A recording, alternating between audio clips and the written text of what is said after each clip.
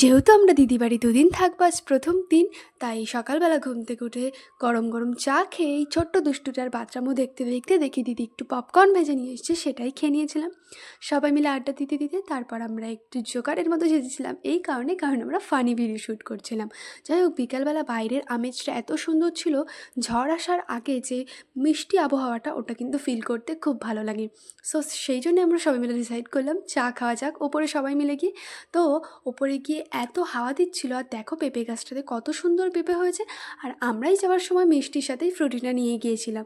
তো সবার মিলে এত সুন্দর আড্ডা দিতে দিতেই মিষ্টি আবহাওয়ায় এত ভালো লাগছিল যে সেটা বলার মতো না। আসলে বাড়ি থাকতে থাকতে কয়েকদিন পর কোথাও গেলে মনটা একটু ভালোই থাকে কিন্তু। তারপর চা খেয়ে দিয়ে সবাই মিলে আড্ডা দিতে দিতে ভীষণ ভালো লাগছিল, বিশ্বাস করো। সো আমার ভিডিও তোমাদের যদি ভালো লেগে থাকে প্লিজ চ্যানেলটাকে সাবস্ক্রাইব করে দিও। সো ভিডিওটা আজকের মতো এইটুকুই, দেখা হচ্ছে নেক্সট ভিডিওতে।